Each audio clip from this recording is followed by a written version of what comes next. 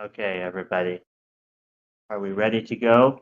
We're streaming live and uh, everybody's here from the city council and staff. And are we waiting on any staff that comes in? Okay, well then we'll call to order this pre-meeting of the. Oh, go ahead. Would you please turn on your camera? The AG appointment is for Thank you. sustainability. Thank you. Dylan is here and operating the machine. Thank you very much. All right, so call to order this pre-meeting of the city council. First, we go to approval of the agenda. There's one question regarding community advisory group appointment. It is an SAB appointment. And I mean, read it if you want, but it looks solid. Okay, so we can make that appointment. And then we can go to the proclamation. We'll have public comment, and then we'll have advisory group appointments, council reports from everybody. Then we have two proclamations for Parks and Rec Month and the Farmers Market Week and Summer Market. Willamette, and I know we have representatives from those groups coming to the meeting. What a great fair it was, by the way. I had a great time at the Old Time Fair. Talk about that. And then consent agenda. Any questions or objections to the items on the consent agenda? There's a resolution, correct, kind of Scrivener's error related to STCs that we talked about and adopted a couple months ago. Do we know who's reading the proclamation? We can figure that out. I would like to read one this week. Maybe I'll do the Summer Street Market and Farmers Market. I can do the parks All right, Mary. proclamation and let someone else. Anybody have a strong desire to override? Here too, if everyone, that's fine. Okay. Thank you, everybody. And then we have, so there's no objection to the meeting minutes or resolution. Okay, and we won't pull anything from the consent agenda. Then we've got one item for the business meeting, which is an intergovernmental agreement with Metro related to the Parks and Nature Bond local share. Yep, Mr. Mayor, this is a really good thing. This is Westland's share of the regional bond measure, and it just is the intergovernmental agreement required to get those funds starting to flow. We'll come back to council with discussion of what project this should be allocated to in the future. But we Would have just been need my to question. set it up. Exactly. So we don't have a project identified. I'll say this again at the meeting, of course, but so really just getting the legal underpinnings there so that we can have access to this money in the future. Sounds good. And will there be a presentation on that or John Lagarza will be there? I'm not certain, but I'm prepared to speak. Otherwise, So, that sounds great. Another question, were these funds already in our financial plan? Or are they additions to our financial plan? They are essentially in addition to. We've Okay. known about it, but we haven't budgeted since we don't have a project identified. Okay. And I would say from the finance side, you really don't want to budget to use grant funding until it's like in place. Okay. So And that's basically, our only business item. Oh, I'm sorry. just asking if we want $1.418 million. Correct. And then we say yes or no. Mhm. Do we want $1.4 million? I think we No. may know the answer that we can talk about in the regular meeting. We're gonna debate about this. Strings attached to the question. But Well, we'll talk about it. We can talk about it in the meeting, but some sources like this do have quite a number of strings attached. This is a very widely used, every city in the metro region uses it. It's a great source of money Yeah. for local projects. Yes. We have a city manager report Very brief. and adjournment meeting. So there's your overview of the meeting. So anything else for the good of the order? Seeing nothing else, and we can adjourn. Head upstairs and record short pre-meeting, and we'll start 6 o'clock upstairs. Thank you, everybody. So we are adjourned.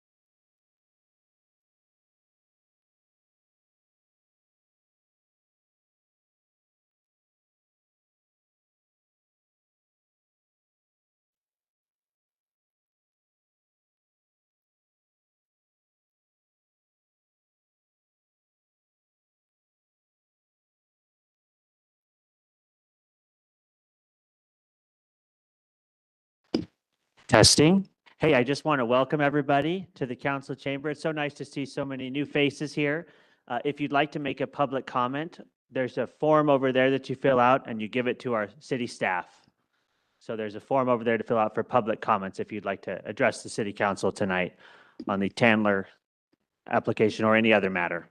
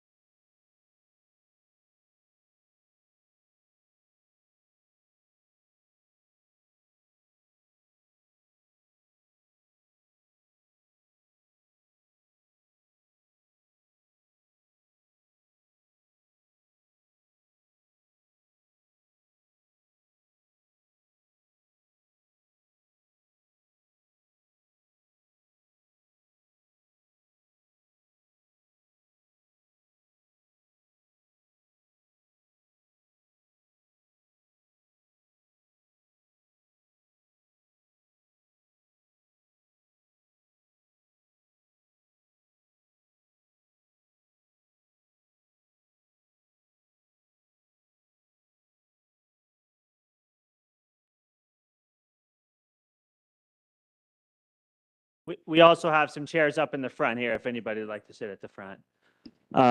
We have some chairs at the front here as well if anybody would like to sit in the front. Looks like there's a few extra chairs behind the dais. So just, I want to welcome everybody. It's nice to see so many new faces in City Hall. If you'd like to give a public comment, we have forms over there to fill out, and you just write your name and turn it into our staff. And then the city recorder will call you up when we get to public comment. So, well, everybody ready to go from the city council side? Staff, are we ready to go? Okay, well, why don't we start the recording? And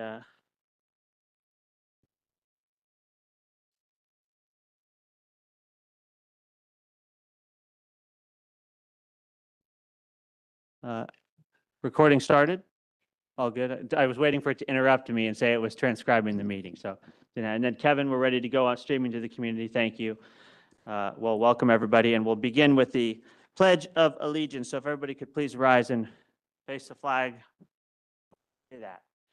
Ready? Begin. I pledge allegiance to the flag of the United States of America and to the republic which stands one nation, indivisible, with liberty and justice for all. Thank you, everybody.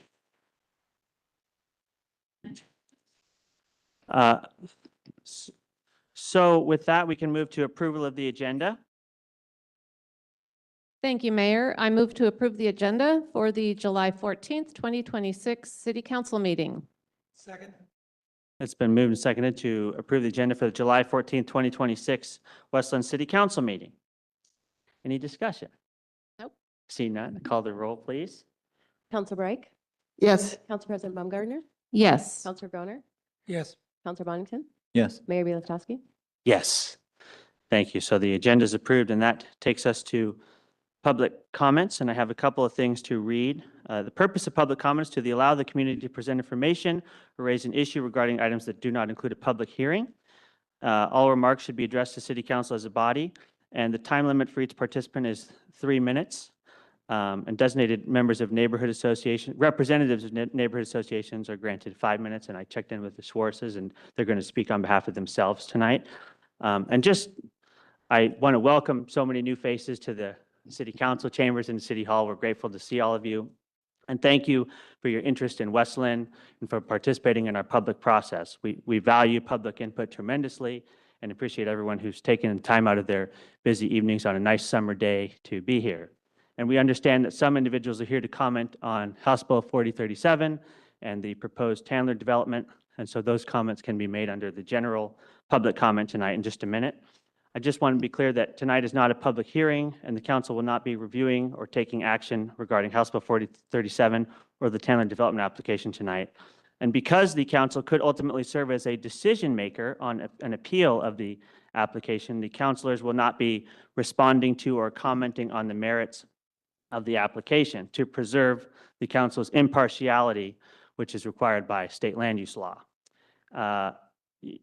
And to ensure that any future decisions based on the record developed through the land use process. And, like all Oregon cities, Westland relies on its legal counsel to advise and the city on interpretations of state law and the application of state law.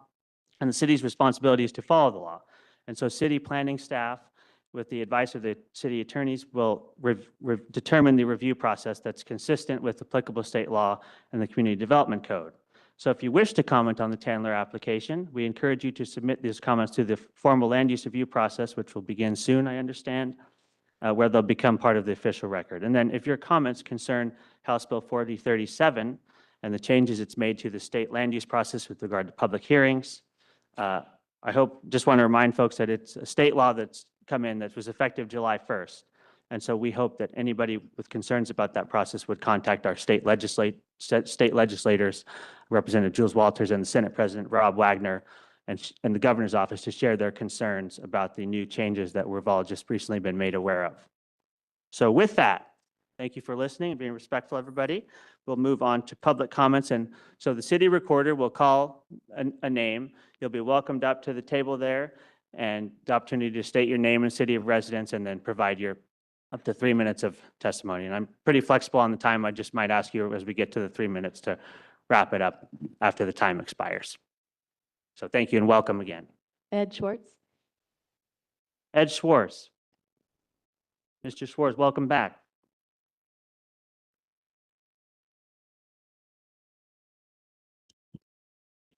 Just state your name and city of residence, and you have up to 3 minutes. Thank you, Mr. Mayor and councilors. My name is Ed Schwartz. I live in West Lynn. Over the past 5 years or so, there have been many changes in the way cities can impose code requirements on new development. HB 2001, HB 2003, and SB 1537 all impacted what could be built and how much control local jurisdictions have over it. Now comes HB 4037, which was just passed by the legislature in its abbreviated session and took effect on July the 1st. In summary, HB 4037 eliminates public hearings where citizen input is normally allowed in cases where the application meets the, quote, clear and objective, unquote, standards of the code. Additionally, HB 4037 limits public notice requirements and eliminates the ability of anyone except the applicant to appeal any decision by the hearings body or planning manager. Earlier today, I submitted a letter from attorney Andrew Mulkey in which he raises objections to the requirements of HB 4037, calling them, quote, blatantly unconstitutional, unquote. Mr. Mulkey has been retained by a group of West Lynn residents to help us in navigating the ever-changing requirements of state law when it comes to development applications. I would like to add to Mr. Mulkey's position by stating that HB 4037 does not apply to the Tandler Drive apartment development application. The underlying zoning for this property is OBC, Office Business Center. The applicant has used the adjustment clause in SB 1537 to make 8 of their 10 proposed buildings 100% residential. They then claim that HB 4037 and its prohibitions against public testimony now apply to their development as it is housing. That is not correct, and the city should not fall for this wordsmithing. Section 38(1)B of SB 1537 states that an allowable adjustment does not include a request to allow use of property not otherwise permissible under applicable zoning requirements. The underlying zoning for this application is OBC, not residential, and 100% residential buildings are not allowed in this zone. Therefore, the SB 1537 adjustment should not be allowed, and HB 4037 does not apply, as this is not housing under our codes. The entire house of cards falls apart. The city should reconsider its position on this application and proceed with a full normal Planning Commission hearing open to the public and subject to appeal by anyone with standing. Lastly, I want to encourage those in the audience tonight and watching online to write your elected representatives, Governor Kotek, Senate President Wagner, and Representative Walters, and express your concerns about HB 4037. Both Wagner and Walters voted for it, and Kotek signed it into law. Let them know that restricting public input in this manner is not okay, and that it will affect your vote the next time they are up for election. HB 4037 cannot be allowed to stand in its present form. Thank you. Thank you, Mr. Schwartz. Roberta Schwartz. Roberta Schwartz, welcome. And we'll make sure that our planning department and legal counsel are aware of the comments that are made tonight so that they can consider them in their, as they work through these issues. And if we could try to keep the applause at a minimum, just so we can get through the comments, we'd appreciate that. Thank you, Council President. And Ms. Schwartz, welcome back, and just state your name and city residence, and you have up to 3 minutes. Thank you very much. My name is Roberta Schwartz. Can you all hear me okay? Okay. My name is Roberta Schwartz. I'm speaking today as an individual. I live in West Lynn. There are some of my concerns that I'd like to address with you. First of all, as Ed had said, it is unconstitutional to not allow a public hearing and a public appeal of this particular application that we're all here for. The Oregon chapter of American Planning Association contends that the legal language inserted to change public hearings law is overbroad and could have unintended consequences. It has been demonstrated time and time again that an application becomes better with the input from the community that lives in the area where the development will be built. Several hundred West Lynn neighbors have been working almost a year to voice their concerns on the 320-unit Tandler apartment development. This group is well organized. It's received several thousands of dollars in contributions from fellow neighbors to pay for experts who have been hired to represent them at 2 upcoming hearings, we hope, and an appeal, we hope. The experts include 2 attorneys, a civil engineer, and a traffic engineer. The closing of the current Tandler Drive will negatively affect our commute each day. The closing of the current Tandler Drive will make it more difficult for my neighbors to go to and park at the White Oak Savannah. The Savannah only became a park because of 10 years of fundraising to acquire the property as a public park and 16 years to restore the land with over 21,600 hours of physical labor volunteered by the neighbors, some of which are in this room today. No notice was given to the residents of West Lynn that HB 4037 was being written and considered for passage in Salem. It was done without constituent knowledge or input. You folks used to hire a lobbyist, so we knew when things were happening in Salem. So nothing like this happened, so we didn't get surprised. How about using some money for a lobbyist again? 2 of the TriMet bus routes will be discontinued in August of this year. There will be severe shortages both in parking spaces and in adequate transportation. The landslide potential has not been adequately addressed by the developer and our expert. Our expert has firsthand knowledge of this area, and he will not be able to testify if you do not have a public hearing. In not allowing neighbors to testify at a public hearing or to appeal a decision, what happens if a decision-making body, such as yourselves, gets something wrong or misses a critical detail? How are the neighbors supposed to bring this to someone's attention, anyone's attention? If you would like to join several hundreds of your neighbors, and I speak this to the entire room, if you would like to join several hundreds of your neighbors and sign the petition or learn about how to reach the 2 elected legislators and the governor and express your views in a letter, please see me and Ed in the parking lot after we're done today. Thank you, Roberta Schwartz. Thank you, Ms. Schwartz. Greg Sturtevant.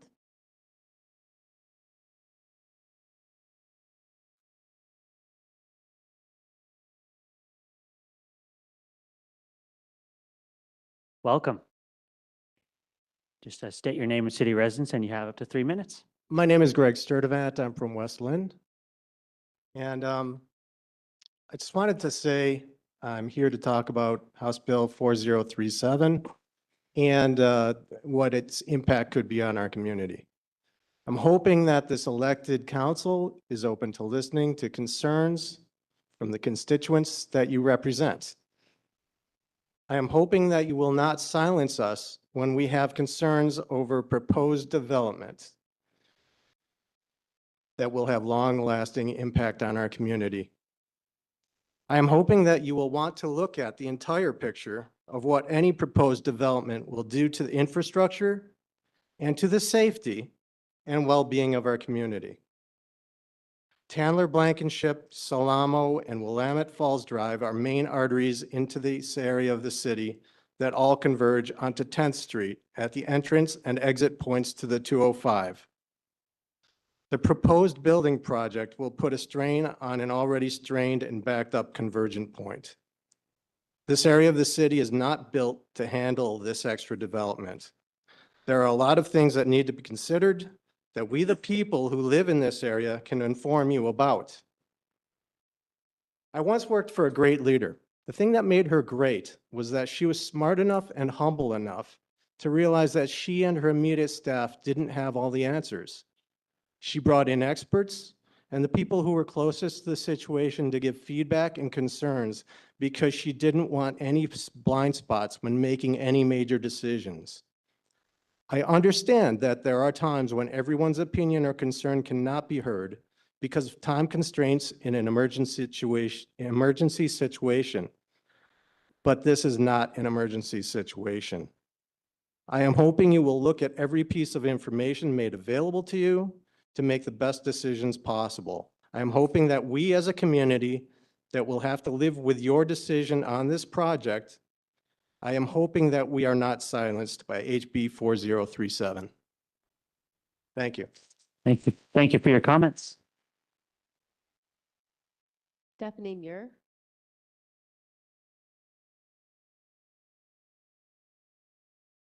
Hello, welcome. Just state your name and city residence, and you have up to 3 minutes. Okay. Hi, my name is Stephanie Muir. I am a resident of Westland. I'm also a teacher at Rosemont Ridge Middle School. Go Coyotes. Go Coyotes. I'm here tonight because I want to advocate for the Westland community's ability to testify and for us to be able to appeal any decisions that are made about land use here. And from what I understand about HB 4037, I think it's a well-intentioned piece of legislation. I think everyone in this room probably can agree that we need more affordable housing in Oregon. Like, we know we do. And for the record, I'm not against having affordable housing in Westland. I think for thinking about my student body, I think that we would all benefit from greater diversity in terms of like income levels of our students and also for different backgrounds. So that's not what I'm against. What I'm deeply opposed to is not having the ability for Westland residents to have comment and for us to be able to testify and appeal decisions that are not, which we feel are not in our best interest, right?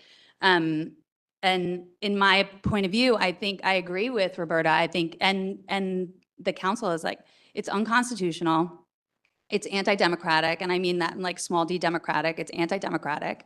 And frankly, I think it's a little immoral because ultimately, like, if we're keeping Westland resident voice out, but we're allowing applicant/developer voice in, like, that's deeply problematic. And I think we all can agree on that. I think it's also a very dangerous precedent for us to set.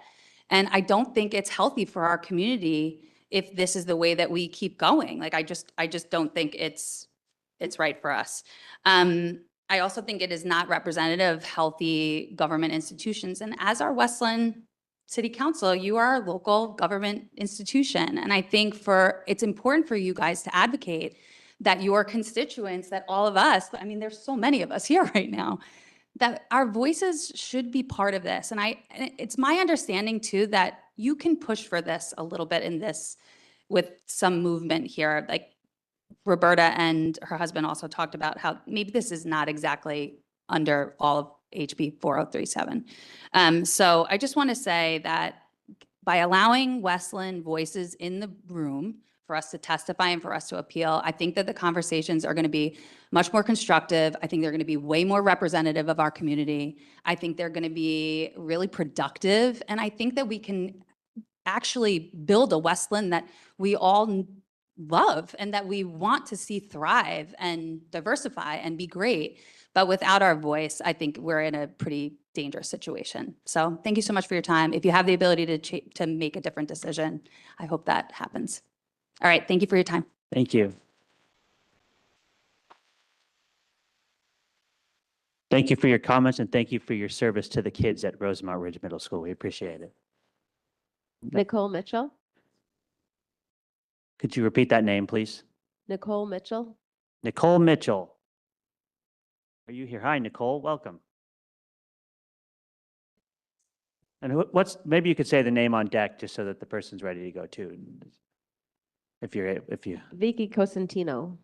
Vicky Cosentino's on deck. So welcome, Nicole. Just state your name and city residence and you have up to 3 minutes. Nicole Mitchell, Westland resident. You'll have to pardon me. I'm a horrible public speaker, so forgive me already. You're all good. Okay. Again, forgive me. I'm a horrible public speaker. So Tandler is such an important thoroughfare for those of us who live below it in that community. down Blankenship and Johnson and all the way through, and all of those people that live above it. Because Highway or Willamette Falls Drive is so backed up, so many people are coming down Johnson Road that it's actually getting all the way backed up to past Meadowview to avoid it. 80% of those cars get back on the freeway, so that Blankenship's already getting backed up. For those of us who just live here and need to run to Safeway or to Rosemont, or Ridge Middle School to pick our kids up, without having that Tandler Road to be able to go up and get around that gridlock that's already happening at that problematic traffic light, is going to impact our daily lives beyond, I mean, the aggravation, I think, is going to be real for all of us that live down there. And to give that privately owned land to a private developer to give it away without the value, I'm sure that property has huge amount of value, even if you're just going to take the street away. To give it away seems really unjust. If you want to make it a right turn only at the bottom so that it's put some balusters there seems to be other options besides closing that road and giving it to the developer. I just hope it's considered that we can keep that open so that those of us who live in this community are not all forced onto that one Salamo with that. We've all sat at, all of us being here, we've all sat at that traffic light trying to go through there, and we know it's already problematic. So this town has a problem with roads that don't go through. That's just the way West Lynn was built. And so by closing more of them that actually do go through, I think our impact on our life is going to be a struggle. So I'm hoping that we'll reconsider that. Thank you for your time. Thank you for your comments. Vicky Cosentino, and next is Carrie Fisher. Hi there, welcome. Just state your name and city residence, and you have up to 3 minutes. Thank you. My name is Vicky Cosentino. I am a resident of West Lynn. We've lived here for 20 years. Oh, so sorry. Better? Okay. So I wrote some notes just to call out here. So I would like to just call out that while we are not against, or myself personally, are not against building housing in West Lynn, especially affordable housing in West Lynn, the challenge comes when we think about closing Tandler, which is a major artery for those of us who live in our town. Some of my fellow residents have already called out picking kids up from school, running to Safeway. So my call out here is really one around emergencies, evacuations, how we handle that kind of traffic and that uplift should that occur and we don't have that main artery.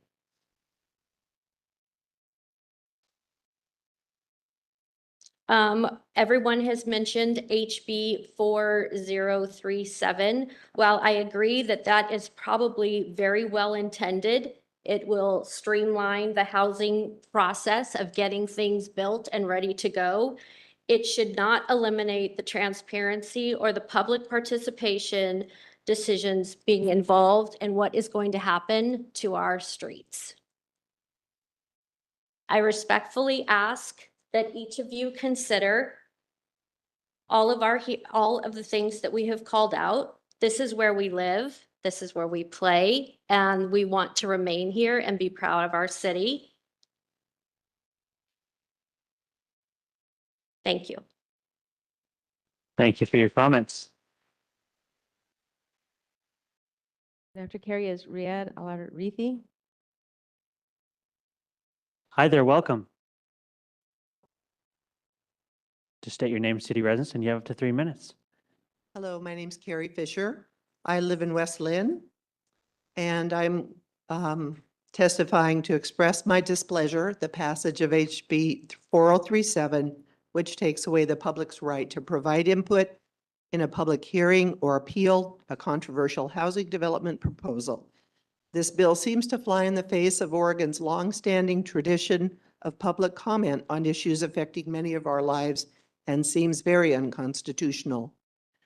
I moved here, for the peace and quiet of West Lynn. Haven't been here that long, 4 years. I live right next door to the large mixed-use development planned with 320 apartments and 12,100 square feet of retail space. And it's a very steep, tree-lined hill next to my condo complex.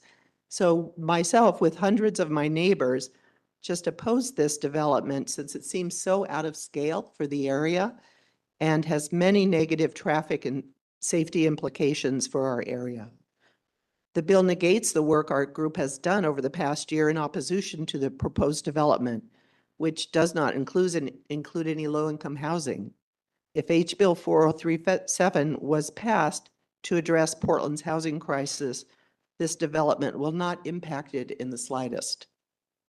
What bothers me most is the move in Salem to take away our right to free speech by testifying at public hearings about these type of neighborhood developments and very much favors developers. HB 4037 also prevents public citizens from filing a land use appeal, which would also allow developers to do so, which again is blatantly unconstitutional. Oregon is a beautiful state with a longstanding history of environmental stewardship and granting citizens a right to make a difference by speaking out. This bill is an affront to both those principles and one I deeply oppose. I hope steps can be taken to reverse the measures laid out in this bill and restore citizen input into housing development proposals. And I know you as city councilors may have some of your hands tied in some of these issues, but I really think going forward, like all the other people have said, we need to work towards that goal. Thank you. Thank you for your comment.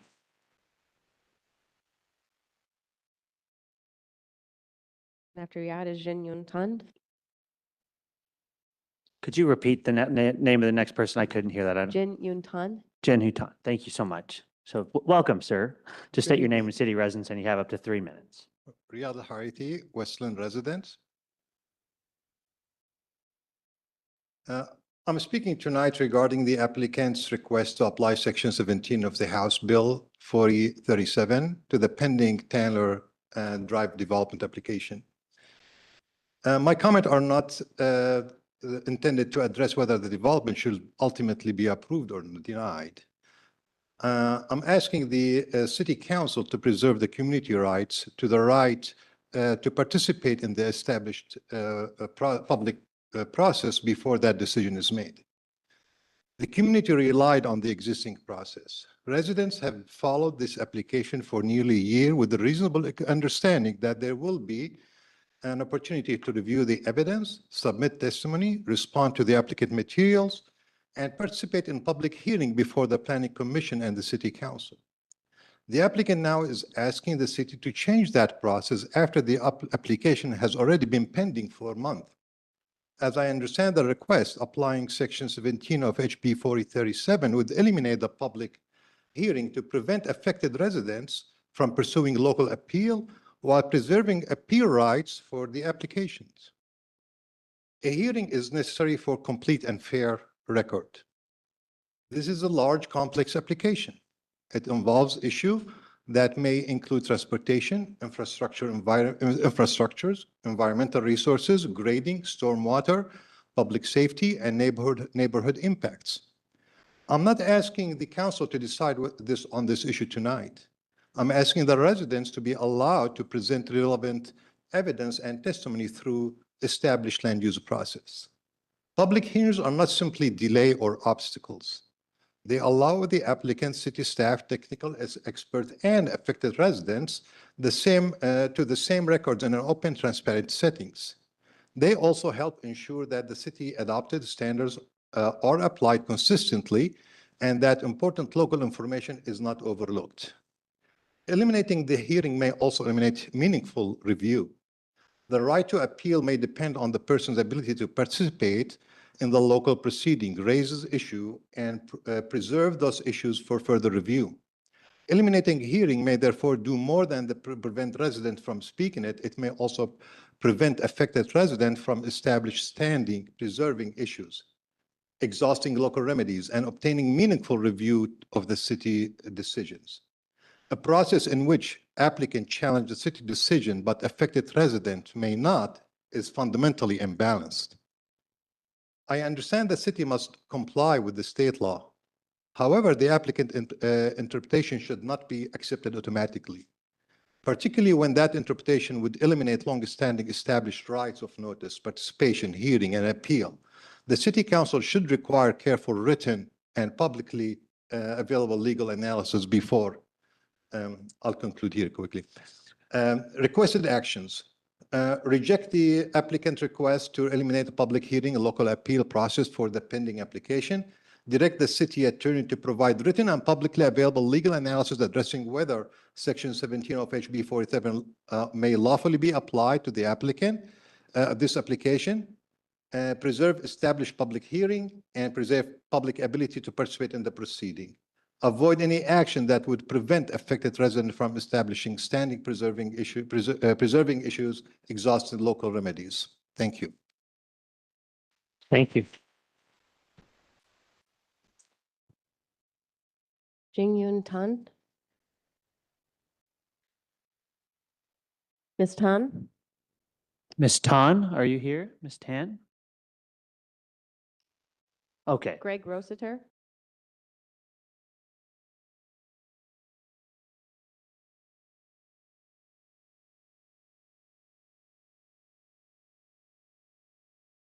And after Greg is Deb Bergren. Thank you, Ms. Molesky. We appreciate you. And welcome, sir. Just state your name and city of residence, and you have up to 3 minutes. Thank you. My name is Greg Rossiter. I'm a West Lynn resident, and I appreciate the opportunity to share my views with you and other residents in attendance tonight. I'm going to focus my comments on House Bill 4037, which was positioned as a way to speed up housing development. But in doing so, it strips away some of the most fundamental rights that Oregonians have always had: the right to know, the right to be heard, the right to seek judicial review when government decisions affect their communities. This bill unfairly limits the public's ability to testify at land use hearings. It reduces notification requirements for new development applications, making it less likely that neighbors will even know a project is being proposed.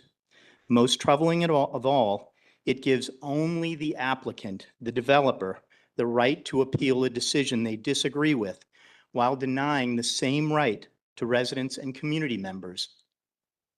That is not fairness. That is preferential treatment. For communities like West Lynn, these provisions would effectively eliminate any meaningful opportunity for residents to seek judicial review of local land use decisions. If this amendment is applied, citizens would lose a critical constitutional safeguard that ensures government decisions can be reviewed by an independent court. These procedures are not only unnecessary, they raise serious constitutional concerns.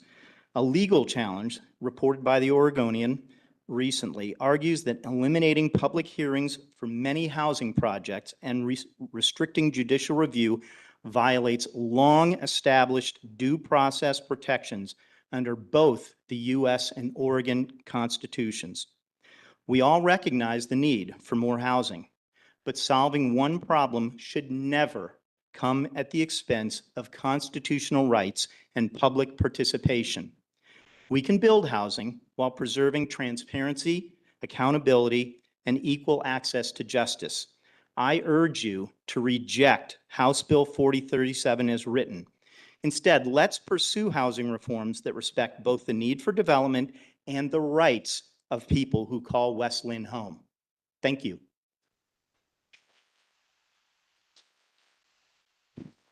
Deb Bergen, followed by Sarath Hind.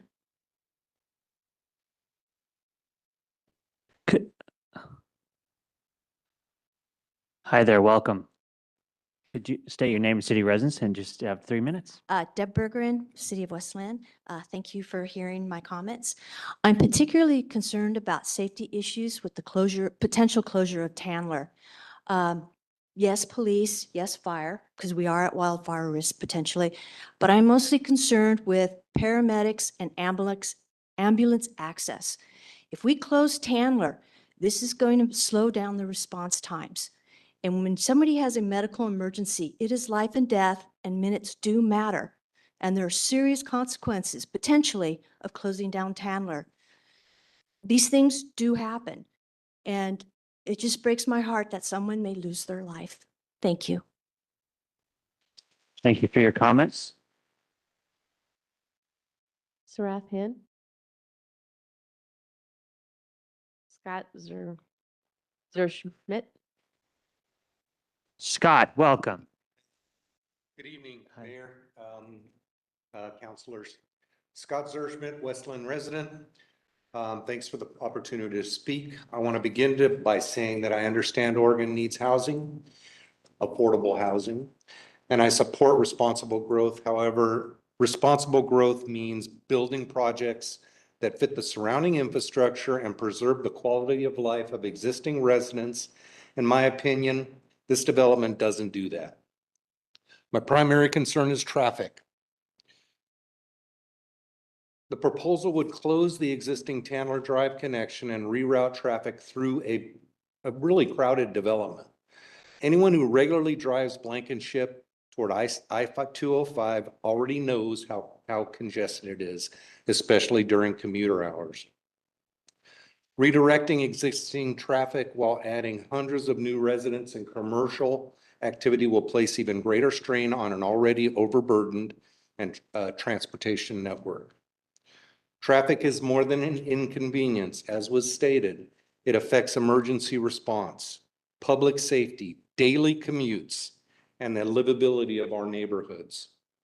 Before approving a project of this size, the city should be confident that the surrounding road system can safely and efficiently accommodate the additional traffic, not just a traffic study, but real world.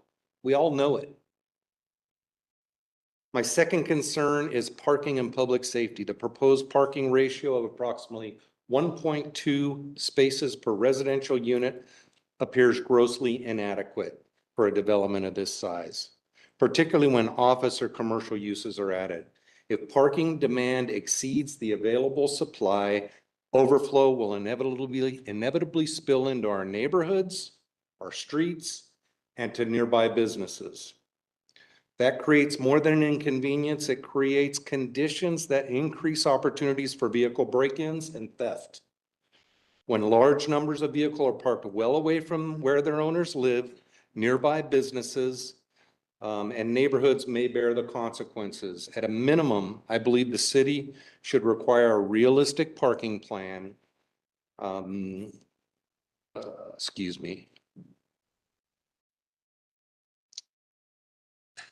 Before approving this project. Finally, I hope the council will not view House Bill 4037 as relieving it of the responsibility to carefully consider the legitimate concerns of your citizens who elected you. State law may establish the framework for housing policy, but it does not eliminate your obligations to exercise sound judgment on projects that will permanently affect our community. I voted for members of this council because I believed you would thoughtfully represent the interest of our residents. If this project is approved without adequately addressing these concerns, I'll not be able to support council members in the future. I say that respectfully and not as a threat, sincerely. It's because this decision matters deeply to me, to my family, and as evidenced by the crowd here tonight, all of us.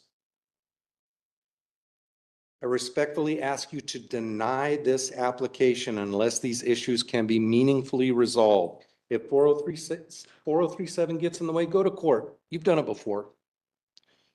Fight for our rights. Thank you very much for your time.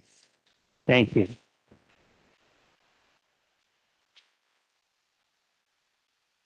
Kathy Halicki, and followed by Katie Bartram. Hi there, welcome, Ms. Halicki. Nice to see you again. Kathy Halicki, West Lynn City resident. Dear Mr. Mayor and city councilors, HB 4037 is a bill and now is law, is what I was ranting to you before last year when I placed the blame in the wrong place. So it's been going on for a while. It became law on July 1st. This law removes public input from the housing land use process. It nullifies the neighborhood association's voice for what they want their community to look and function like. It negates the HRB, which is the Historic Review Board. It ties the Planning Commission's hands on many projects. It removes the appeal process from everyone, including the city, except for the developers. Negates the ability of anyone to appeal to LUBA and/or the courts, since the developers are the only ones allowed to appeal at any stage. This is silencing the public. You have all stated that you value public input. Show that you do by A, using political pressure to inform those in Salem of their mistake. B, suing the state on the grounds of its constitutionality. C, getting the courts to mandate a stay of law until it's decided whether this is legal or not. Under this law, we will all be living in LA, San Jose, Portland, Seattle, or Salem-ish communities. That is not why we moved here, nor what we want to see happen. Please take action now, reinstate our public voice and input. Thank you. Thank you, Ms. Hallecky. Katie Bartram, followed by Carrie Oakes. Hi there, welcome. State your name, city residence, and you have up to 3 minutes. Hello, I'm Katie Bartram, and I'm a West Lynn resident. And I wanted to agree with pretty much everything that's been said tonight. We do feel like our constitutional rights are being violated, and we are being silenced. We are asking you to go to bat for us. If our voice is silenced, we need you to speak up for us. If that means suing, then that's what needs to be done. We do have a framework already in West Lynn in the comprehensive plan for planning, for development. It's respectful, it's cordial, it's accountable and sustainable, and it upholds the rights of the citizens that have already invested in this community. And it does invite responsible growth and building. So we already have something that's righteous in the sense that there's no law against any of those things. Allowing this overly broad HB 4037 sweeping changes that take away local government governance and not fighting back against it would be a failure on your part of representing the people that voted for you. So we are asking that you would speak up for us, and we elected you, and we are counting on you. And we want you to be brave. You're not alone, and all the other cities in this state are in the same position as you.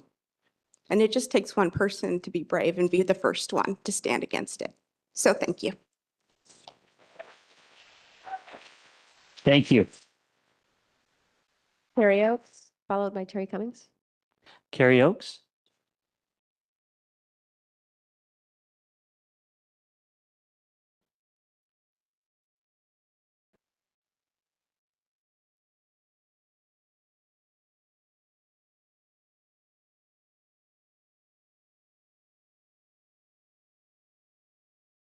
Thank you, Ken. And welcome back, Ms. Oakes. Nice to see you again.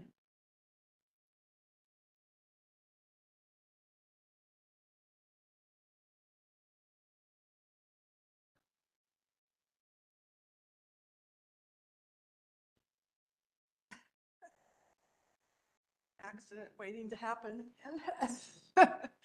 There you go. Okay. Welcome. State your name and city residence, and you have up to 3 minutes. Hi, I'm Carrie Oakes. I'm a West Lynn resident. Let me just get these notes up here, please, for a second. Okay. So I'm really disappointed in learning about House Bill 4037 and what the legislature has legislated. And I don't think that they intended to take away our constitutional rights to be involved as citizens. I think that was an unintended consequence that needs to be resolved immediately. And I think since it can't be resolved before this application needs to be decided, I think you need to go to bat, like they said tonight, for us and represent us in a court of law. However, it doesn't surprise me that this applicant for the Tandler Apartments multifamily mixed-use development, 320 units. It doesn't surprise me that the applicant has taken this course and asked us to be silenced. Because if you have been following the application, it's very evident that they did not want the public involved, much less the neighborhoods. So this is what I've researched. The applicant had a pre-application conference on September 19th, 2025. It's required by our Community Development Code so that they can learn how to meet the standards and criteria for their development. That was September 19th last year. 6 days later, they filed their application. That's probably even before the city had a time to review or to summarize the conference and get it out to the public. So they obviously didn't need any of their questions answered if they were able to complete an application in 6 minutes. I think that clock started too early. Before Yeah, I I'll give you an said extra 30 seconds. It started when you Oh. were pulling up your notes. All good. anyway, so then what they proceeded to do, they submitted their application, which is required by Chapter 99 to have a neighborhood meeting before they submit their application. They had not even had a neighborhood meeting. Their neighborhood meeting was on October 14th. Think of that. They didn't want the neighborhood involved. You know what the purpose of that meeting would have been? It requires them to submit the neighborhood meeting minutes prior to submission of their application. It should go in with their application. And then they're to discuss the proposed development. And this is what it says. The purpose is to identify potential issues or conflicts regarding proposed applications so that they may be addressed prior to filing. The process is the neighborhood associations have a representative go to the pre-app meeting and they find out what the applicant wants to do. They should be able to, although the city doesn't allow us to, input some general concern, take it back to their neighborhood, then have their neighborhood be able to weigh in on it before they submit their application. Then going beyond that, the applicant knew of this legislation that started and they stalled out. So it was deemed incomplete and they did not even ever complete their application. They asked for it to be accepted as it is, okay? So they were holding in the holding pattern, waiting for this legislation so they could use it against us. And that's what's really upsetting to me, is that this all is preemptive, what they've done. They know what they're doing. And I don't think that they should get away with it. You need to stop them.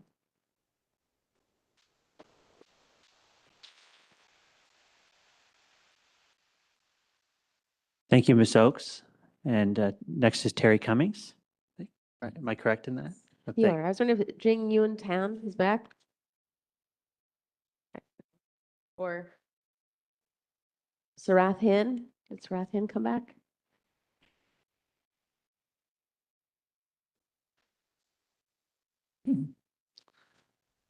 Thank you, Ms. Cummings. Welcome back. State your name and city residence, and you have up to 3 minutes. Terry Cummings, West Lynn resident. I hope that you listen, and I hope you will show that you care about hearing from the people, involving the people, and informing the people. It's not readily apparent that you do. I have to tell you, even on tonight's agenda, you have a business item on your consent agenda. I see that I had hoped to speak on about the fee schedule that you're already scheduled to adopt. The consent agenda, for those who aren't familiar, says the consent agenda allows council to consider routine items that do not require a discussion. an item may only be discussed if it is removed from the consent agenda. You didn't do that. Council makes one motion covering all items on the consent agenda. Council doesn't even discuss it with themselves, and they don't take any public comment. It concerns me to see you using the consent agenda when normally it's used for approving the minutes and things like business licenses, dog's license, non-monetary items. This is not the first time you've done it, as you probably know, Mayor. On Monday, January 13th, 2025, you put an item on the consent agenda that was $596,688 for what is called a routine item. This is a major budgetary item, wouldn't you say? Wouldn't you kind of say?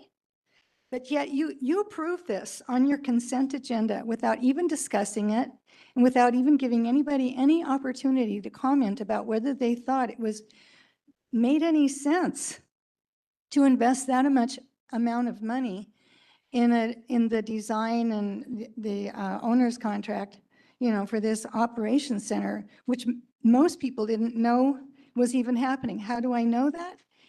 Well, I just found out that you did a public survey in 2022 where only 1% of the people even knew about it.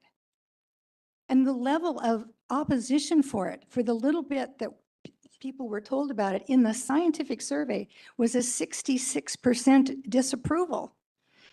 And this is based on the idea that it might cost 15 million. Now it costs 45 million. I challenge you to take that scientific survey again and find out if people even know about it today and what their level of approval would be if they knew that you have committed the city to 45 million for starters and given them no choice, no opportunity to vote about it, whether they think it should stay at the Norfolk site or maybe another site or be on a landslide area that will cost, for starters, in 2020 dollars, over 5 million. What's the math on that? Because it doesn't have sewer, because of this steeps and putting in the road and so forth like that.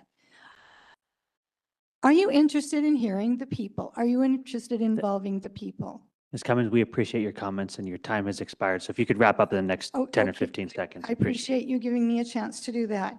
The other things I'm going to add to the record for tonight are also Lance Calvert's email, which I've talked about before, where he went ahead and pursued that property without even telling us on the council in 2020, from 17 to 2020, that he was lying to ODOT, saying that the city wanted to do that when we hadn't given any direction. And then the other one I want to add to the record is Mr. Zimmerman's geotechnical memorandum, where he's telling you all the reasons why ODOT shouldn't sell that property to West Lynn because of the natural hazards, the ongoing risk of the landslide and other geotechnical hazards. And you guys didn't even know about that when you approved that. Do you want to have a city council? Do you want to have the culture? Ms. Cummins, could you wrap up your comments, please? Tell you what's going on.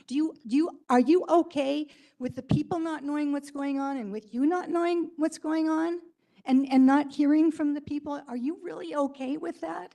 I just want you to take a breath and think about that. Thank you, Ms. Cummins. Rebecca Hollenbeck?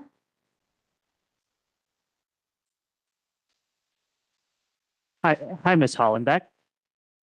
Welcome, Ms. Hollenbeck. Nice to see you. Hi, Rebecca. Just Hollenbeck. state your name and city residence for the record, please. You have up to 3 My minutes. city of residence is Milwaukee. However, I'm the That's okay. executive director of Historic Willamette Main Street, and I'm here to talk about a totally different subject. Sorry, guys. So, good evening, Mayor and Council. On behalf of Historic Willamette Main Street, I want to thank everyone in our community who came out to celebrate this year's West Lynn Old Time Fair Parade. It was a joy to once again organize this community tradition in partnership with the City of West Lynn. I'd also like to recognize the many people who helped make the parade possible, including our parade participants, our regular volunteers, plus all of our episodic volunteers that came out of the woodwork to help with our event. Our sponsor, Water Environmental Services, and the dedicated staff from the Parks and Rec Department, West Lynn Police Department, and especially our Public Works Department, whose behind-the-scenes efforts are essential to making an event like this happen safely and successfully. Getting a jump on next year's parade, I'd like to invite more members of our community to get involved. If you've ever considered volunteering, we'd love to hear from you early in the planning process. It's an incredibly rewarding experience, and every additional volunteer helps lighten the load while making this event even stronger for our community. Finally, thank you to members of City Council who took the time to serve as parade judges and participate in this year's celebration. Your involvement means a great deal, and we appreciate your continued support. Thank you. Thank you, Ms. Hollenbeck. We appreciate you. And we had a great time at the parade and the fair. So thank you. And we look forward to the proclamation coming up in a little bit for the Farmers Market Week and Summer Street Market. So thank you. That is all. That is all. Okay. Thank you. Right. Yes, we'll take a break in just a minute to recess. And I just wanted to read one quick thing at the end now that we've finished the public comments. I want to thank everybody, just new faces as well, for providing comments this evening, and we appreciate your participation and continued engagement. The Planning Department and Legal Counsel will factor in comments and continue to work through the procedure that the city will follow to comply with the law on the Tandler application. The city plans to publish a detailed memorandum on the Tandler application page in the coming weeks, specifying the procedure that will be followed. And we also hear concerns regarding House Bill 4037. And one thing the council could consider at future meeting is sending a letter to elevate concerns raised by community members about that to our state legislators. And finally, on that note, if your comments relate to House Bill 4037, we encourage you to share those views with our state representatives and the governor's office, because they have to change the state law, and the city's responsibility is to administer that law that comes down from Salem. So with that, we will take a recess. We've been at it for an hour. We'll use the restroom and come back in just a few minutes. So thank you, everybody.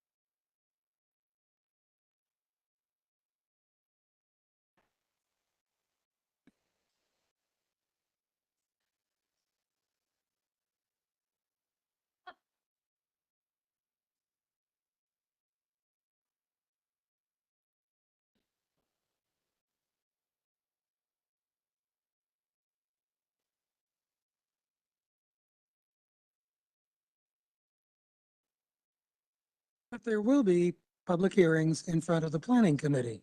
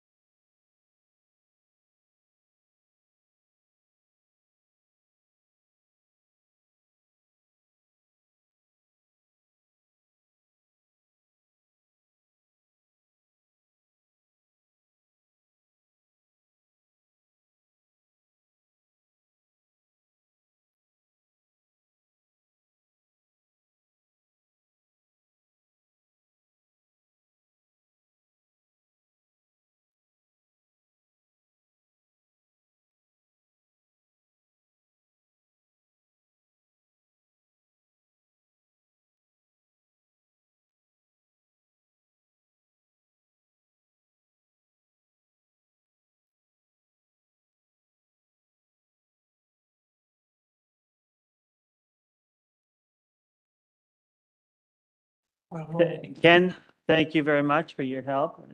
All the chairs, wow, cleared out all of a sudden. What happened? We're ready to go. We'll resume the recording and get back into session of the City Council again, Tuesday, July 14th meeting. We have finished public comment and heard from the community, and now we will move to mayor and council reports, and I will open the floor up for reports from community advisory groups. And would anybody like to make a report tonight? There's another opportunity next week. Councilor Bright. Thank you, Mayor. I attended the Water Environmental Services Advisory Committee meeting, and we got an update from the director, Greg Geist, and a lot of that was talking about going to all the cities for the state of the district, as he had just been here. And then we got an update on capital projects. They shared with us the projects that had been worked on in the prior year and where they were related to the budget, as well as upcoming projects. Thank you. And what a presentation from Wes last week. We appreciated that. And comments from Greg DiLoretto. Council President, do you have a report tonight? Go ahead.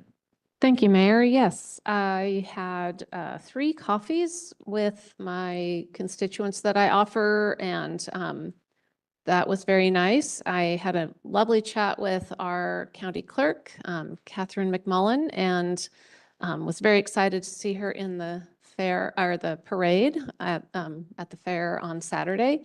I did participate quite a bit in the fair, going every day to do something different, and especially the fun of being in the parade. I really enjoy that.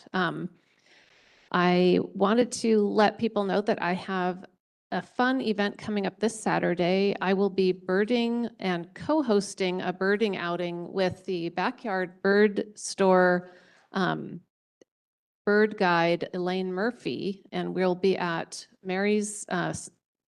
Young Park at 8 a.m. on Saturday, and we'll be wandering around. If people can't be there at 8, just come find us whenever you're able to be there. And so that'll be fun. And that's about it. Thank you. Thank you, Council President. I'll give a report, then turn it over to you, Councilor Garner. I just say I had a wonderful time at the Old Time Fair and Parade this past weekend, and wanted to recognize the several members of our Parks Department team for their work in putting on the fair. I saw them there almost all hours of the fair over the weekend, and I'm glad they had a couple of days off after the fair to recover, because that must be quite a large amount of work to putting on the fair, especially with our lean team that we have of parks maintenance and the event planners downstairs. So with that, I'll turn it over to Councilor Groner. Yes, I too attended the fair, and I had a role as a judge of the children. Oh, could you turn your mic on there? Thank you. There you go. I too attended the fair, and I had a role as a judge of the children's exhibition. I had a lot of trepidation about that, about angry mothers who might feel their children had been slighted, but they were all very well behaved. You got to judge best children's entry in the parade, correct? Yes. Nice. But it was a very enjoyable fair. I had the obligatory hamburger and wandered around to the booths.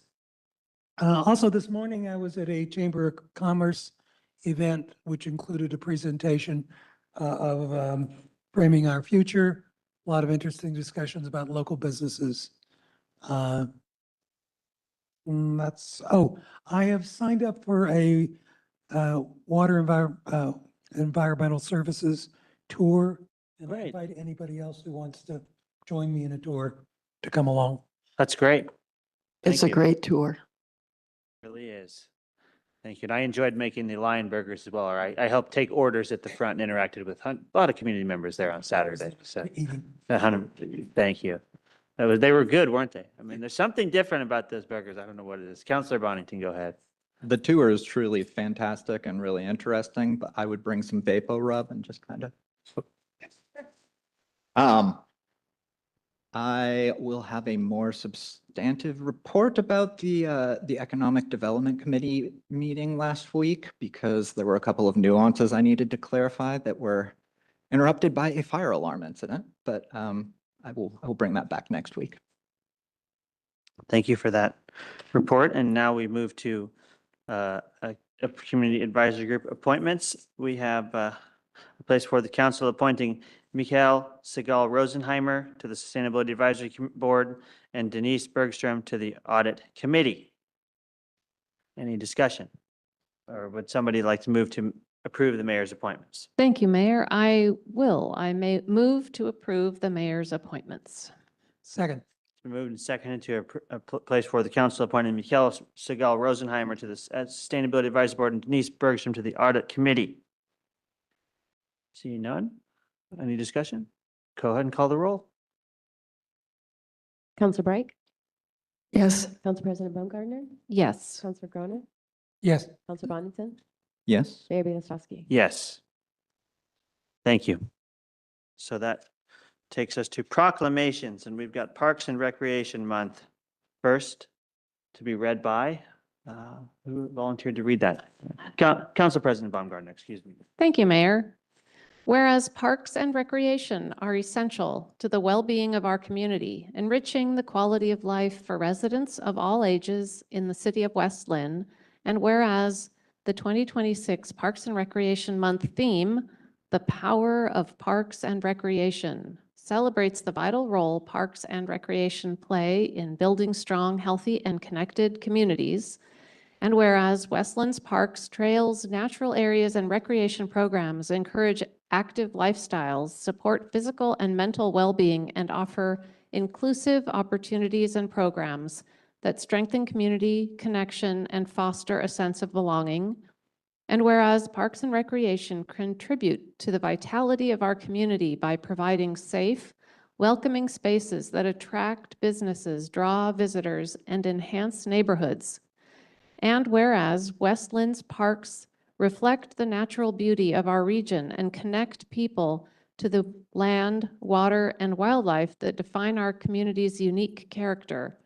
And whereas the dedicated employees, volunteers, community partners, and supporters who care for West Lynn's parks and recreation system help ensure that these treasured places remain accessible, welcoming, and vibrant for residents and visitors alike. And whereas July is recognized nationwide as Parks and Recreation Month, celebrating the vital contributions of parks and recreation nationwide. Now therefore be it resolved by the City Council of the City of West Lynn proudly recognizes July as Parks and Recreation Month and encourages all residents to enjoy, support, and celebrate the parks and recreation services that make our city vibrant, healthy, and connected. Parks and Recreation Month, dated this 14th day of July, 2026. Thank you. Thank you. Very timely that is after the fair has concluded. So I'll sign the proclamation. Hopefully we can present it to the Parks and Recreation Department. I see we've got the Parks Director, John Lagarza, who's online. John, would you like to make any comments? Hopefully you heard my praise of the department earlier for the fair. Yeah, thank you so much, Mayor and Council President John Lagarza, Interim Parks and Recreation Director. It's a pleasure to be here. And thank you so much for recognizing everyone tonight. You know, we couldn't do it without you, with your leadership, and with the staff and the community, and also with all the maintenance folks. But it was a fantastic fair there, and happy that everyone enjoyed it there. And thank you so much for recognizing this tonight. Thank you, John. We'll pass along the proclamation as well. So with that, we can move to the Farmers Market Week and Wednesdays in Willamette Summer Street Market Week proclamation. And Rebecca, would you like to make a statement, or Jody or any of your? Okay, well, okay. A proclamation in West Lynn, Oregon, whereas farmers markets are an integral part of Oregon's food system and agricultural economy, and whereas farmers markets in Oregon are important sales outlets for farmers and food business owners, generating revenue that supports the sustainability of family farms and the revitalization of our rural communities. And whereas farmers markets provide citizens with access to healthy, locally produced foods throughout Oregon, and whereas the Power of Produce program offered by the Wednesdays in Willamette Summer Street Market provides children with opportunities to engage in the local food system through conversations directly with farmers and vendors and have exposure to new fruits and vegetables. And whereas the Wednesdays in Willamette Summer Street Market is a cornerstone of our community, well loved by customers, neighbors, and vendors alike. And whereas the City Council recognizes that expanding agricultural marketing opportunities supports the next generation of farmers and ranchers, generates farm income, stimulates business development and job creation, strengthens connections between rural and urban communities, and increases access to fresh, healthy food for all. And so now therefore be it proclaimed by the City Council of the City of Westland that August 2nd through 8th, 2026 is National Farmers Market Week in conjunction with the Wednesdays in Willamette Summer Street Market Week dated this 14th day of July, 2026. And I have to tell you, this brings to mind buying cherries and apricots at the market a couple of weeks ago for me. So thank you. What a wonderful event it is with so much local produce and other items. So please, Rebecca, I know I made you say you're a resident of Milwaukee earlier, but you're really 50% of the time or more, you're a resident of West Lynn. So we'll, I am. thank you. And I brought with me today Christiana Kilpatrick, our market manager for the last, it's her 4th year. And Jody Carson, who is on our board and a volunteer at our market.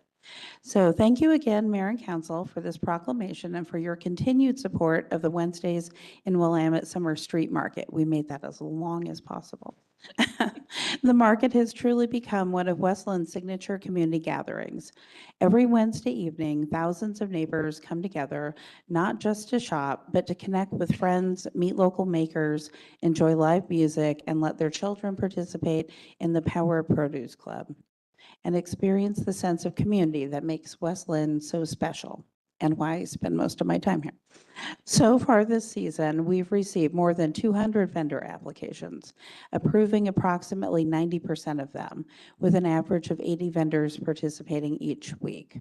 With a core group of vendors joins us every Wednesday, many others participate throughout the season, creating an ever-changing marketplace that gives visitors something new to discover each week. One of the most exciting things we've seen this year is the continued growth of local produce vendors, alongside an incredible variety of artists, makers, food producers, and small businesses. The creativity and entrepreneurship represented at our market showcase the remarkable talent that exists throughout our entire community. The market is truly a community effort. It is made possible by our dedicated staff, an amazing market committee, community partners, and more than 200 volunteer hours contributed by our volunteers throughout the season. Beyond creating a wonderful place to gather, the market is also an important driver of economic vitality. It brings thousands of people to historic Willamette each week, introduces visitors to our local businesses, supports hundreds of small businesses throughout the season, and creates local jobs. Historic Willamette Main Street is proud to employ a market manager, a Westland High School student, and a Clackamas Community College student, while helping entrepreneurs and small businesses grow and thrive in our community. On behalf of Historic Willamette Main Street, our board of directors, our market committee, and our market staff, thank you for recognizing the importance of farmers markets and for supporting this community tradition. We're proud to continue building a market that belongs to the entire Westland community.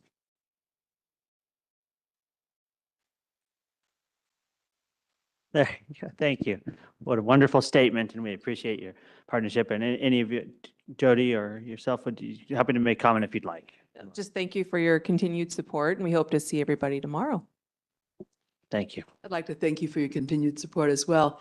The market is just so much fun, and I'm always volunteering with the Power of Produce project on Wednesdays, handing out the tokens to the kids who are so excited about, what they can spend their tokens on. It's always fun. And we have an ever increasing number of kids participating. And Rebecca didn't mention, but we also have a large number of kid vendors now. I think we're up to about 10 vendors. And it's just so much fun to see young people really getting into having a booth and selling their own products of whatever they are. They have all sorts of interesting ideas and things they want to do. So thank you for your support. You've got some young entrepreneurs. We actually have had over Councilor Bonnie. 21 apply this season, so. Well, I just wanted to thank you for everything you've done on that. I know it is an immense undertaking, but it is worth recognizing that things like this, markets, parades, fairs, sparkling water fountains, these are what make Westland a home as opposed to a collection of houses. And that is a really important thing. that you are doing. So thank you. Thank you. And we'll see you at the Wednesday market. Thank you. See you tomorrow. With that, we can move on then to the consent agenda. And I would like to just, for the record, address a comment regarding the use of the consent agenda for the administrative scrivener's error correction to the fees and charges schedule. The consent agenda exists to efficiently address routine items that do not require separate discussion. And that's a consistent practice, not only in West Linn, but in cities across Oregon. Using the consent agenda allows the council to conduct meetings efficiently while preserving time for substantive policy discussions. And any councilor has the ability to request that an item be removed from the consent agenda for separate discussion.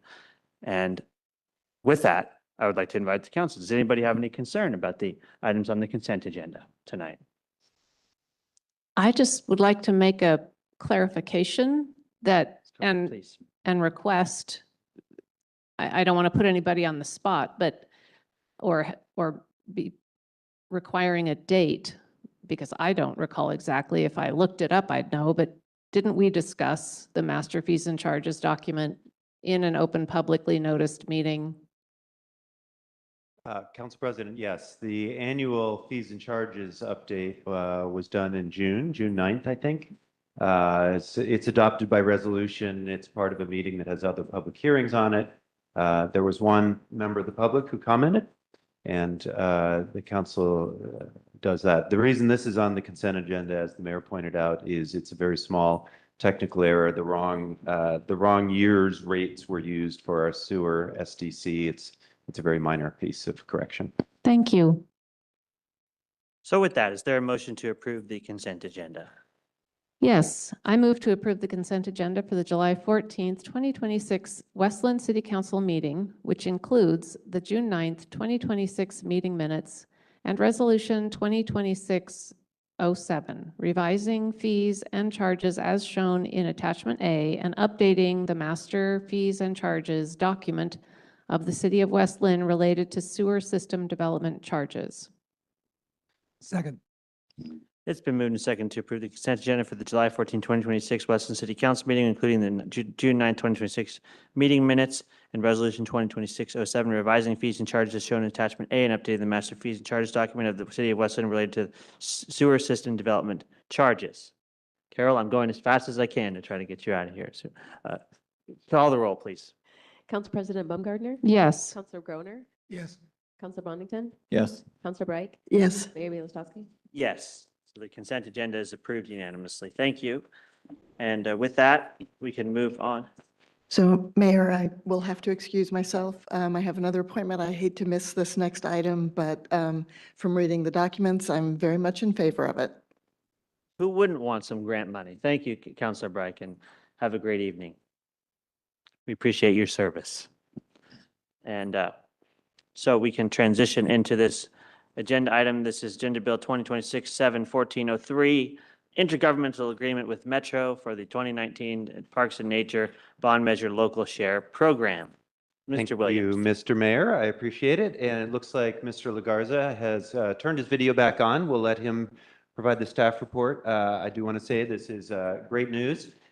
Great program. John will explain a little bit more about it. And I do also want to point out that depending how fast you finish this meeting, the woman sitting next to me on my right, Kristen James, may only have a few minutes left in her employment with the City of West Linn. She did work on this project, and it may be that you have some very complex legal questions that need immediate analysis from her before the end of the meeting. And I would invite you to ask her those questions at any time during the course of this. Otherwise, if those aren't there, I think John will do a great job introing the subject. And I do want to say, all kidding aside, we are very sad to lose Kristen. She has done a fantastic job here with us. We're going to continue to work with her in a new capacity, but Kristen, you've been outstanding. It's a bummer to lose you, but we're happy you're finding a job. Thank you, everyone. It's been a pleasure working for West Linn and getting my introduction to Oregon here. So thank you so much. And I'm excited to keep working with you all. Thank you. Couldn't have said it better myself, Mr. Williams, and we look forward to working with Kristen with Barry Elsner. So with that, we could, Mr. Legarza, would you like to make any brief comments on the agenda item? Yeah, thank you, Mayor. And like City Manager Williams said, this is really exciting for the city of West Lynn. Back in 2019, in the metro area, they approved a measure 26-2003, which really allowed general obligation bonds to be utilized for parks areas. And out of that, 92 million goes to local government parks.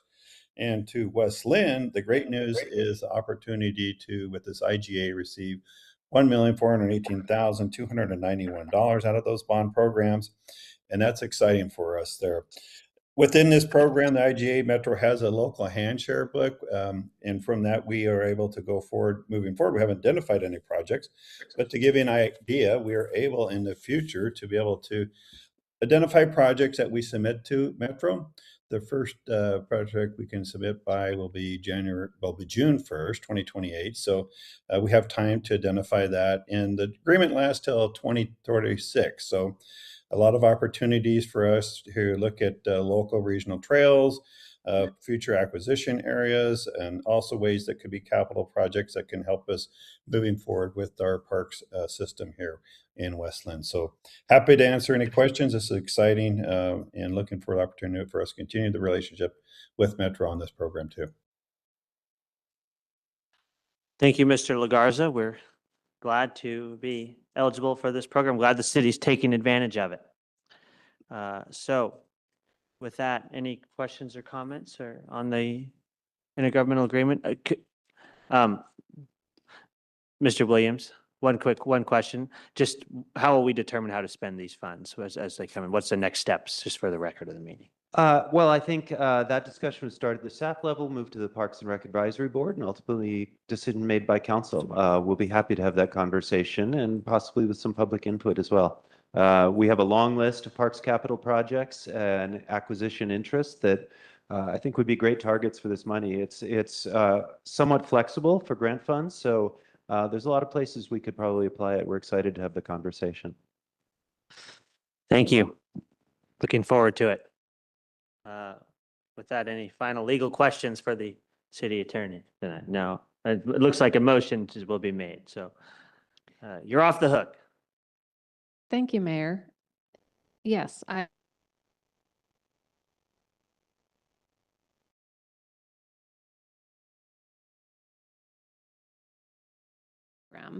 and authorize the city manager to execute the agreement and any documents necessary to carry out its terms. Second. It's been moved and seconded to approve the intergovernmental agreement with Metro for the 2019 Parks and Nature Bond Measure Local Share Program and authorize the city manager to execute the agreement and any documents necessary to carry out its terms. Any discussion? I see none, so we can call the roll for the final time. And Ms. Molesky, thank you for your work earlier in navigating the volume of public comments. Counselor Groner? Calling the roll, Counselor Groner? Yes. Counselor Bonington? Yes. Council President Baumgartner? Yes. Mayor Miloslavsky? Yes, thank you. So the motion passes and the city manager is hereby authorized. Carry out the agreement and do whatever's necessary to carry out the terms, sir. Thank you. And thank you, Mr. Legarza. We look forward to seeing you around the office soon. So with that, we can move on to the city manager report. Thank you, Mr. Mayor. I'll make this quick. As always, starting with your upcoming meetings, the next meeting is July 21st. That is a work session. We have a couple of topics on there, including discussion of public use zoning, looking over at Councilor Brike's chair. She will be interested in that. And a couple of other topics as well on that meeting, and a redevelopment agency meeting to get updated on what's happening with the agency and have some discussion about possible projects. So that's the 21st, your last meeting before recess. Currently is expected to be on August 4th, a special meeting. We'll be talking about City Facilities Code of Conduct, Operations Complex, next steps, water system development charges, a pump station contract process, and my own evaluation process. So quite a bit on that meeting, of course, because it's the only meeting of the month. And I did want to check in. I thought I heard a little discussion. I've been out of the office a bit. Was there any desire for a later meeting in August or? There was. We talked, But and we're I, sticking with the August I've, 4th. I've called counselors asking, I haven't had a chance to catch up with Counselor Groner or Counselor Bonington yet on that scheduling matter. Okay, So, so I don't know, Counselor Bright had initially said it's her birthday, but then later she said, it's totally fine to have a meeting. So the question was, would the 18th work for city council? Is anybody? We have to meet once in August. Yeah, I was planning a trip to New Jersey sometime in August. I'll have to get back to you. Okay. Sounds good. This would be instead of the 4th? Yeah, it's just moving the 4th to a couple weeks so that the full council can hopefully be, finding a date that the full council can be present for those important agenda items. Okay. Sounds good. Yeah. Because there's a lot of agenda items on that agenda, important topics to discuss. So we'll be in touch with you shortly about that date. We'll confirm Okay. with Counselor Groner, let him look at his travel schedule. And I saw a head nod from Counselor Bonington, and Council President is available, and Counselor Brike's available. So we'll just check in with Counselor on the 8th for August 18th. So Great. Okay, thank tentatively. you. You're right. You did hear some chatter when you were I out did of the hear- office when okay, you got good. back. I'm not- I I'm not made, losing my I mind. asked Eric to check in with the project team just to check on, make sure that shifting that date wouldn't change the guaranteed maximum price vote wouldn't affect the project schedules. Okay, great, thank you. We'll follow up on that. Council, you've already talked quite a bit about the Old Time Fair. I was going to say the same things you said. I went down on Sunday only because of a family wedding on Saturday, but it was fabulous. I'm just always impressed by how many folks are there and the logistics involved in putting together that kind of event. So many things happening at one time, the rides, the car show, the boat show, the water spectacular, the food, the music. It's kind of amazing how much was happening there. We had folks who were, Luke Borland was there all weekend doing outreach on the Ops Center and on construction work happening in the community all summer. So just a ton happening. Folks did amazing work. They're still in today, putting stuff away, sorting it out, putting it where it needs to be. And I think as you already alluded to, no one in town knows how small our recreation department is. Less than really, it's just a couple of people working on this fair. We have 3 full-time employees, 2 part-time employees. It's a really small group that puts this together. They do outstanding work. And as you already know, that once this fair is over, they're working on like the Santa Parade, and it's the relentless grind of community events never stops for the rec department. So I appreciate them a lot. Just looking at the calendar during the meeting, Planning Commission, I wanted to give a shout out to the Planning Commission and a reminder on how hard they work and how thick their packets are and how often they meet. They've been meeting tomorrow, housing production strategy, and it's just one of many topics they take on. So just want to say I appreciate the Planning Commission. They do a great job. Someone already mentioned the chamber event earlier, so I won't cover that. The e-bike ordinance is effective now.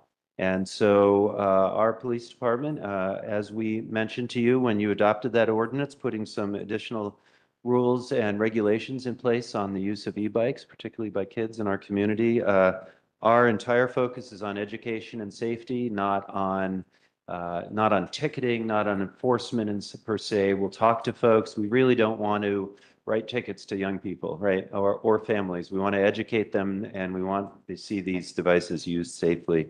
But we do appreciate the tools that council authorized, and our police officers have been brought up to speed on the final version of the ordinance. They know what the rules are, and we're working to spread those rules in the community. The last thing I wanted to say is just thinking about the discussion, the extensive discussion today about state legislation. That bill was the subject of a lot of discussion in the legislature, and cities took very different positions. It was really fascinating. We talked about this a little bit during the session. Some cities were in favor, some cities were vehemently opposed.